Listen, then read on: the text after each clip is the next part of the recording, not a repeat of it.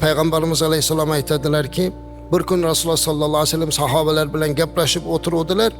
İzca sabiyyun hatta intaha ila abihi. Bir bola otasini oldiga keldi.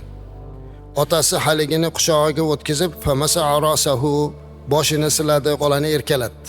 Yani Rasulimiz bilan o'tiruvdi. Bir odamdan bir bolasi kirib kelgan ekan, quchog'iga o'tkazib, haligini boshini silab erkalatib. Ana bundan keyin orqasidan bir qiz farzandi keldi, uni haligi yerga o'tkazib qo'ydi. Shunda payg'ambarimiz alayhisolatu vassalam unga qarab, nega uni boshqa tizingga o'tkazmading dedi. Nega o'g'lingni ustun qo'yding, qizingni qaramading deyodilar. Hali sahoba uni ham olib chap tizzasiga o'tkazib, unga ham shu munosabat qiluvdi. Payg'ambarimiz alayhisolatu vassalam unga qarab, endi adolat qilding dedilar. Ayniqsa qiz bilan o'g'il munosabatida juda ham ehtiyot bo'lish kerak. Shuning uchun bizni fiqh kitoblarimizda aytadiki, ota hadiya olib kelsa, o'sha hadiyasini berishlikda birinchi bo'lib qizdan boshlasin deydi. Qizning ko'ngli nozik bo'lganligi uchun birinchi bo'lib qizdan boshlasin deydi. Lekin afsuski bizda azizlar, mana shu qizni yomon ko'rish, ba'zan qiz farzandni bir oz tahqir ko'rish holatlari bor.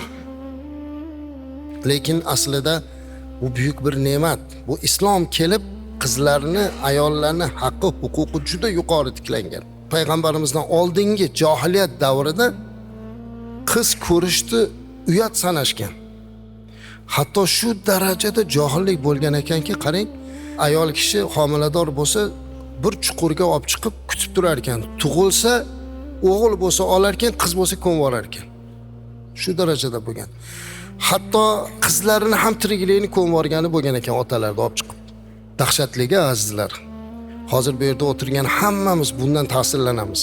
Agar o'sha narsani eshitsa, hatto ba'zi birlarimiz aytamizki, shu ham insonmi? Qanday qilib o'zini qizini ko'mib yuborishi mumkin? Bunaqa bo'lishi mumkin emas deymiz.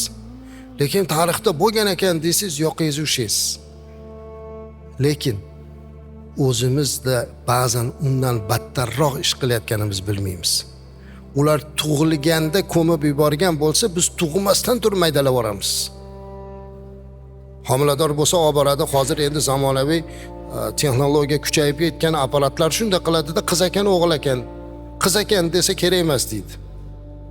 Ha, u jinsi bilinib qolgan. Odam bo'lib qolgan onaning qornida. Aytadi, yo'q deydi, uni deydi, maydalang kerak emas deydi. Abort. Ha, u nima degani? U o'sha jonni maydalab olish degani. Yana bir necha yillar o'tgandan keyin xuddi biz johiliyatni gapirib, hozir sizlarga johillar bola qizini ko'marar ekan desam, hammangiz ichingizda astag'firulloh deyapsiz. Yana bir necha yillardan keyin kelgusi avlodimizdan bo'lgan ahli ilm mana shu minbarda turib, bizi bobolarimiz davrlarida shunaqa bo'lgan ekan, shu homilador bo'lsa ko'rsatib, qiz bo'lsa oldirib yuborgan ekan desa ajablanishlari tabiiy. Shuning uchun qilayotgan ishimizni mulohaza qilish kerak. Qiz bo'lganligi uchun unga azob berilmaydi azizlar. Qiz bola ota-onani do'zaxdan to'suvchi pardasi dedilar payg'ambarimiz alayhisalom. Qizingizga aksincha yaxshi muomalada bo'lishligingiz talab qilinadi.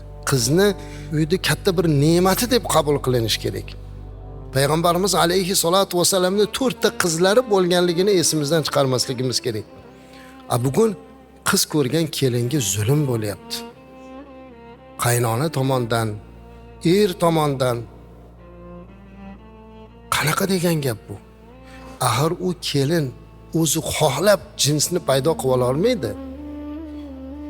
Bu yerda na erni aybi, na kelinda ayb emas bu. Aslida qiz ko'rish ayb ham emas. Lekin shuni nuqson deb qabul qilyapti. Qiz ko'rarkan, ko'p qiz ko'rarkan, haliginga munosabat boshqa. Yo'q, bu islomda adolatni buzilishi bo'ladi azizlar.